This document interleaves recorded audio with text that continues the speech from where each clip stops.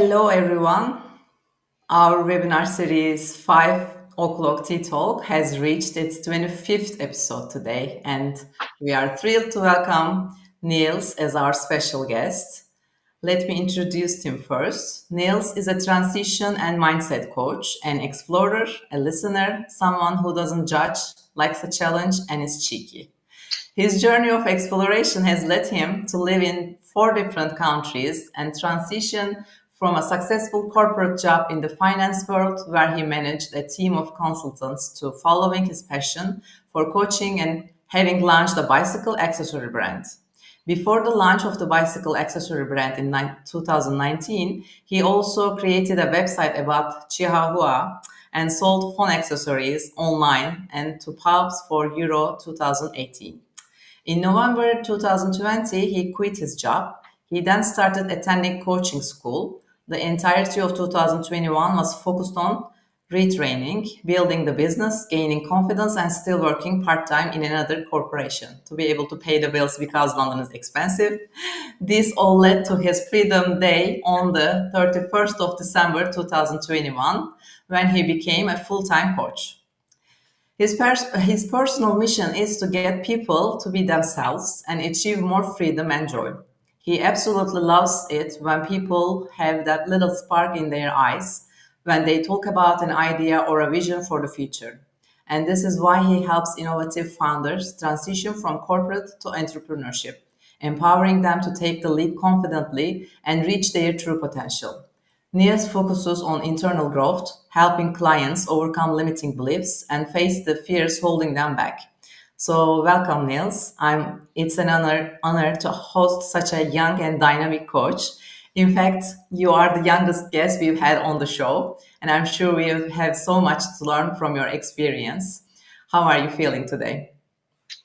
Really good, actually. I'm very excited to have a nice cup of tea with you, and I'm actually a little bit surprised that I'm the youngest.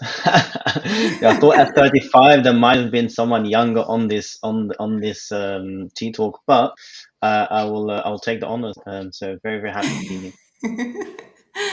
Yeah, yeah, maybe at the same age we had, but your energy felt much younger about this bicycle business, about all these things that you've done at this age already. It just makes me feel very old.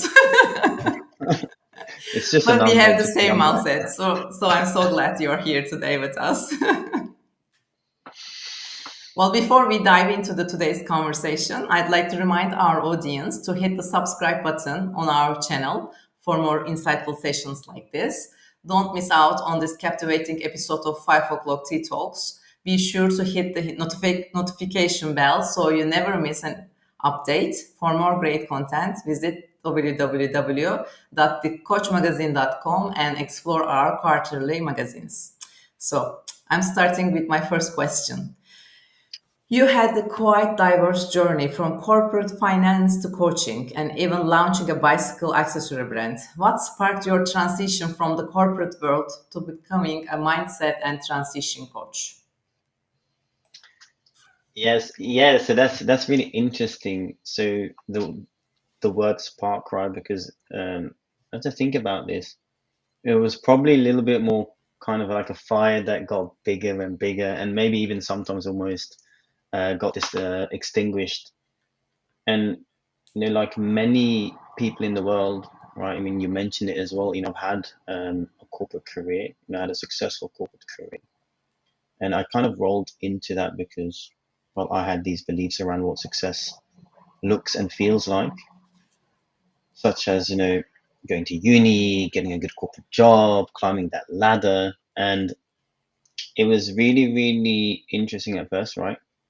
I learned a lot, but over time, I think we talk about that fire. The fire kind of went down, right? I was very disengaged, and I kind of thought, well, there must be more, right? There must be more to life. So throughout that, there was always this desire or interest, at least, to do something, let's call it different to the traditional corporate path, right? So have done quite a few experiments. You mentioned it in the intro, right? So I did that Chihuahua brand. I did the bicycle safe accessory brand with my friends.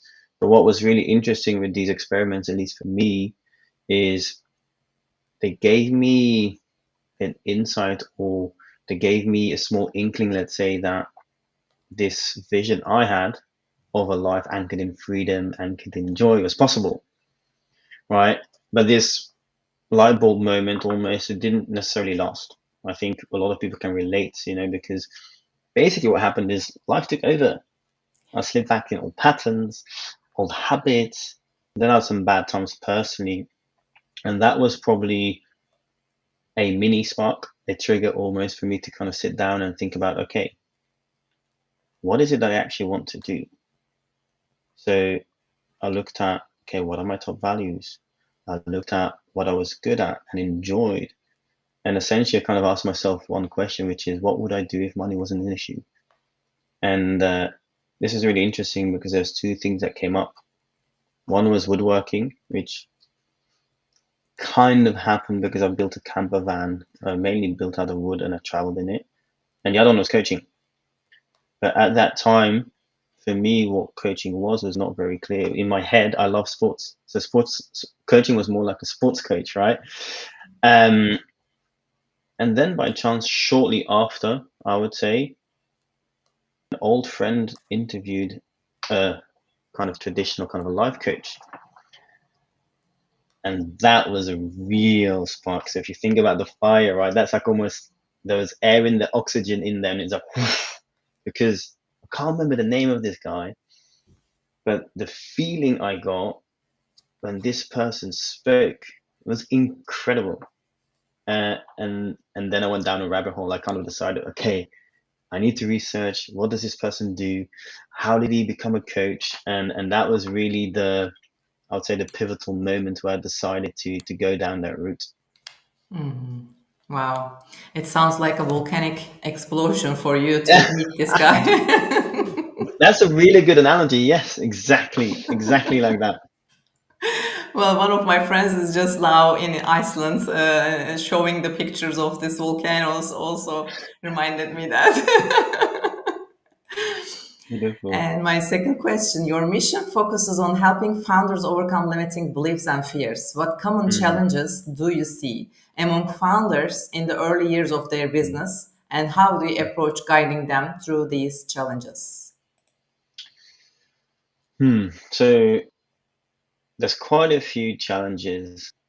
If I would want to kind of categorize them, I think one or the first one that I see very often is lack of clarity, of what they actually want versus what they think they should want, right? And how the business actually fits in their life, right? Finding that balance between scaling a business and the desire for freedom. It's a really big challenge. Second one would probably be setting healthy boundaries. This is probably not just linked to business, but it's a big one, right? The early stages of a business I've seen often comes with people pleasing tendencies, right? Founders, they find it difficult to set boundaries, which then can lead to burnout because, they overcommit because they don't want to disappoint clients, right? And underneath most of these things, I would say are kind of limiting beliefs, right? For the boundaries one, a classic one is, saying no makes me a bad person, or if I set boundaries, I will lose clients. So that's the second challenge I would see that I see. Third one, lack of confidence, self-worth. That's a big one. And there's a lot of doubt in people's ability.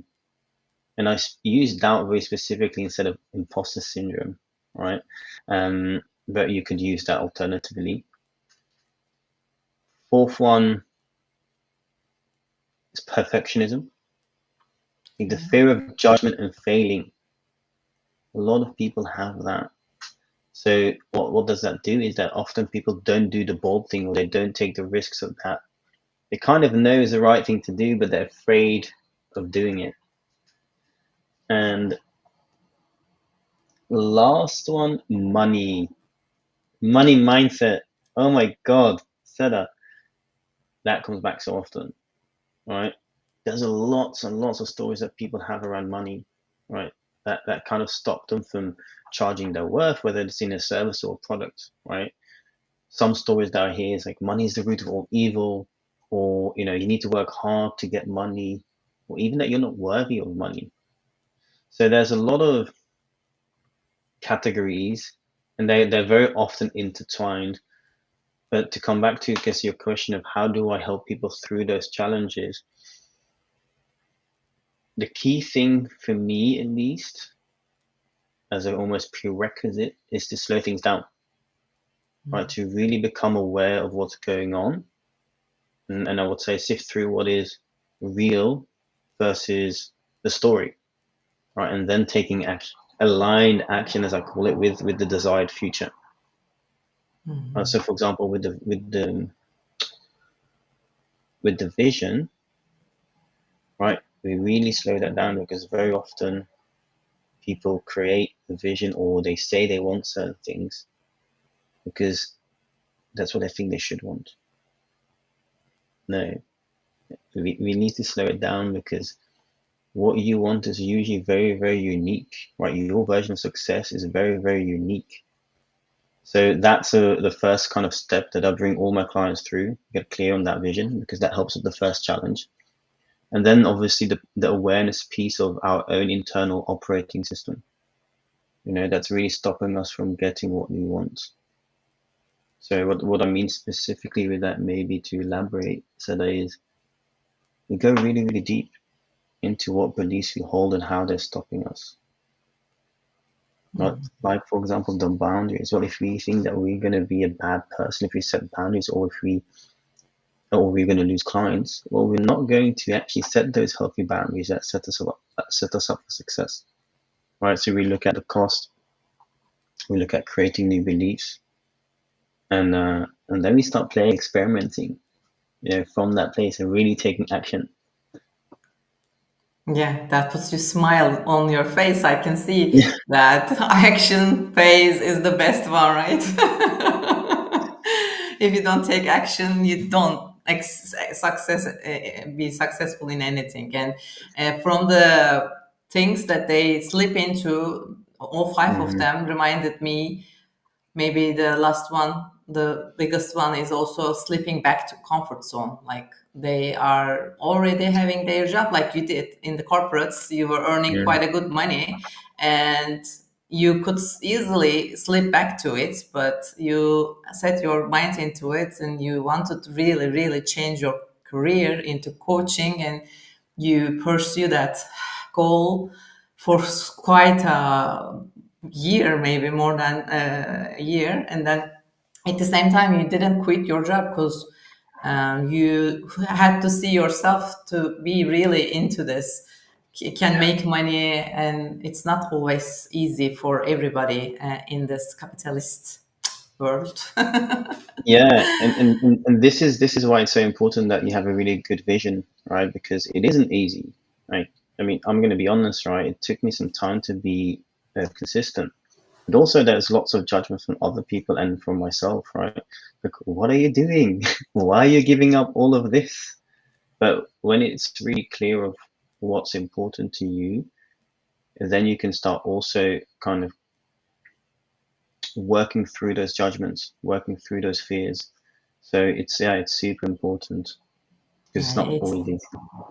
it comes to your values. If you are aligned with your values, whatever you do, then continue to do that. But if not, you need to change that career for sure. 100%. Couldn't agree more. Yeah. So there's another interesting one from your life. After living in four different countries, how have these experiences influenced your coaching style and the perspective you bring to your clients? Mm. And you know what I realized I actually said that is that the other day, it's 5 now because I lived in the US for 3 months early this year. But I love that question, by the way. I think what it has done is given me an ability to relate with people and kind of really understand their cultural differences. So when it comes down to coaching and kind of having conversation, it helps me use relevant analogies, but I also feel that I can feel into people's energy more. Mm. And generally, what I would say as well is that the clients that I attract, let's say, they're trying to build a life with a lot of freedom, a lot of travel. So, what these experiences and, also traveling in the camper van whilst I was building the business have helped me do is it helps me speak from experience.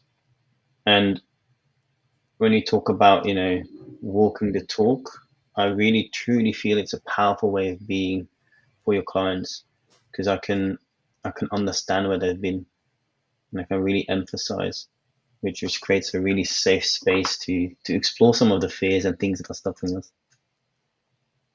Yeah. Well, I can relate to that. I don't know. I've lived in 4 countries, visit more than that. Of course, you did visit also. But every time you come across different cultures, it's really surprises you. Like, even from a friend who've been to a Scandinavian country, talking a Turkish friend talking about the eating culture. Like, she said that they invited us to lunch, and I didn't eat. I went to the lunch, and what I saw, they were standing, brought their own sandwiches, and we talked while standing, and they eat their sandwiches, and there was nothing. There was nothing, and I was hungry, waiting for the food. I was like, okay, this is a different type of lunch theory. It's not the same in our culture. When we say we invite you to a lunch, you donate, like, do all stuff on the table, too many different choices, and you eat whatever you can eat, right? And this, if you have this kind of experience, your mind just have different perspective. Yeah, exactly right. I'd love a Turkish lunch, by the way. And create a Turkish belly. But yeah, 100% right. Because even in that, people might have certain judgments because of it, right? And it might close people off. So I think these cultural differences and at least being exposed to them, you start realizing, you know, potentially what to say and what not to say, and what how to push and not to push when needed. Because in certain cultures, certain things might be felt as very disrespectful, where in others Yeah. they'll not be a problem. Yeah, and also it's nice to have that kind of different mindset for different cultures. Helps your client as much as helping you. I recently interviewed a coach from Africa, and she said when Hmm. she is doing coaching with the Americans, she just cuts it to the point. But when she coaches to African people, she has to have this storytelling first, build the rapport, then she Yeah, can get into the conversation. So, yeah, we need to exactly, know that. exactly. Yeah. So, freedom seems to be a recurring theme in your work and personal Mm, mission. What does mm, freedom mean to you, and how do you help your clients define and achieve their own sense of freedom?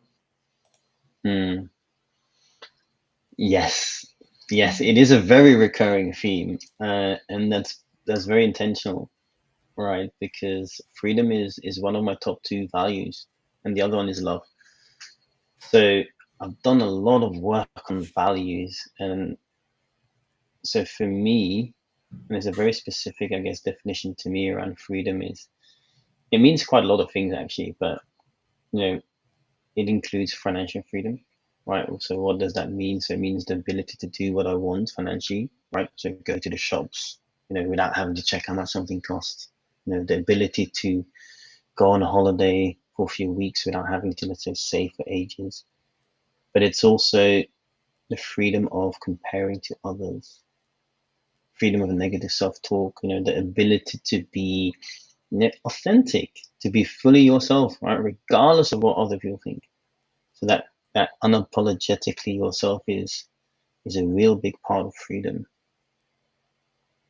So, and actually even, and can I describe what it feels like? Because that's a really important part for me as well. Please.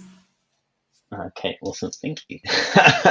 So, because I can visually see it and feel it, right? So it feels like flow, kind of feels like lightness, warmness, kind of a pressureless bubble of energy.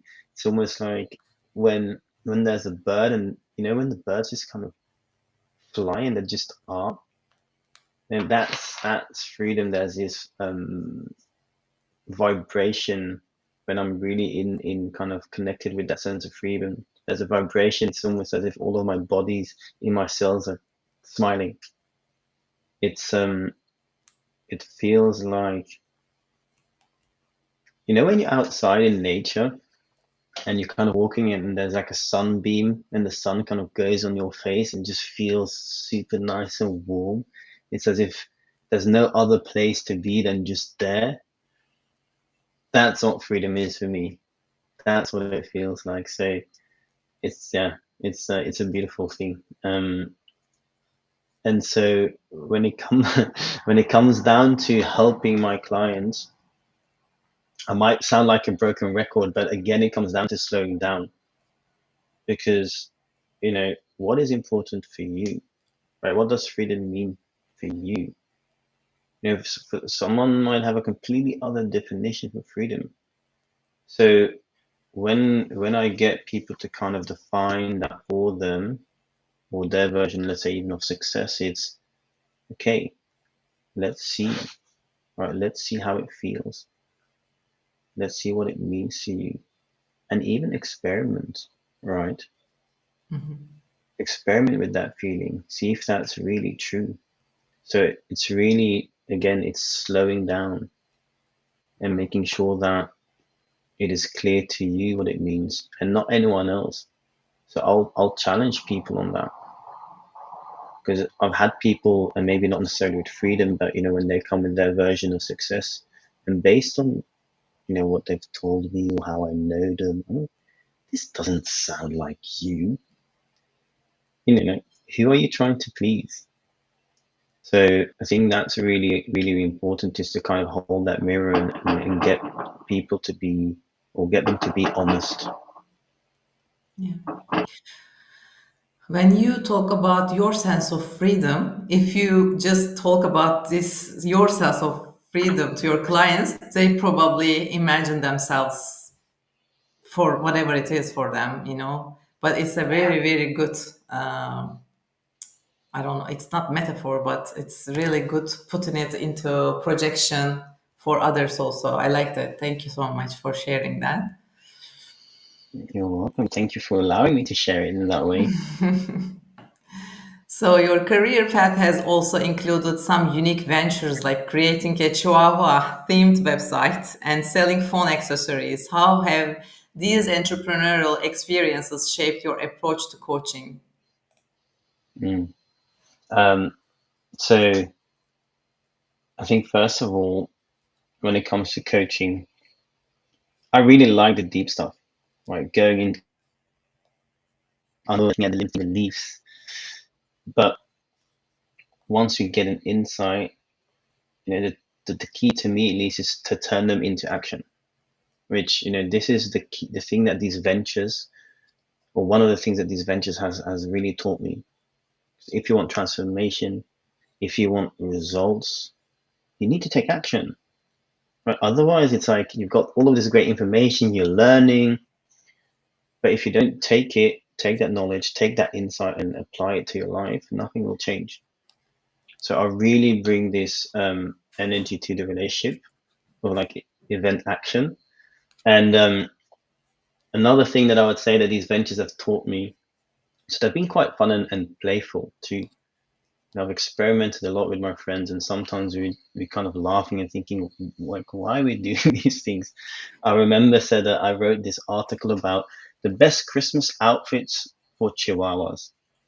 I mean, I laugh so much writing it because in my head it's like it's so ridiculous, and so so this kind of playfulness and fun has also kind of made me realize that we can play games.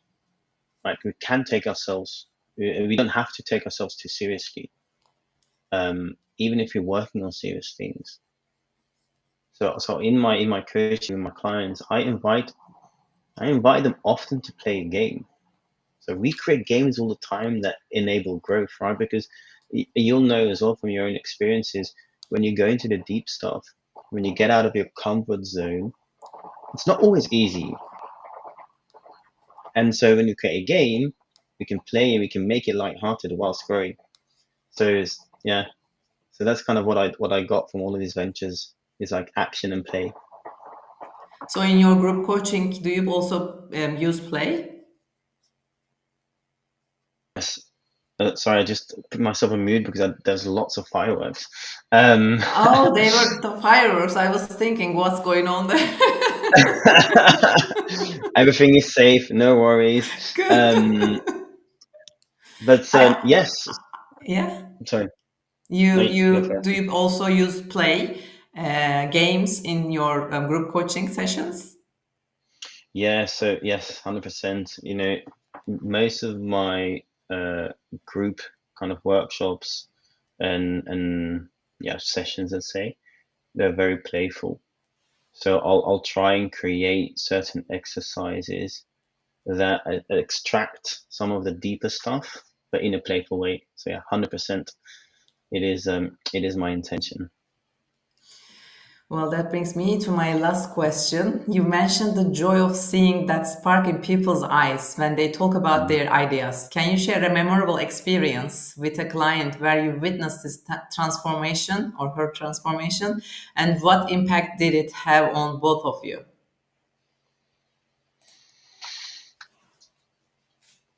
Yes. So a recent, actually, a recent session springs to mind. So we were exploring the balance in the life of a client, right? And I mentioned earlier as well, it's kind of a common theme. And the spark in this session was perhaps not necessarily business related, which is interesting, but what we were challenging in the call was how true was it that they could not take a break? How true is it really? And in the true spirit of immediate action, once they realized that it's not true, they booked a flight there and then to visit their grandma, and you could just see the spark of joy in their eyes to see like, you know, this is possible.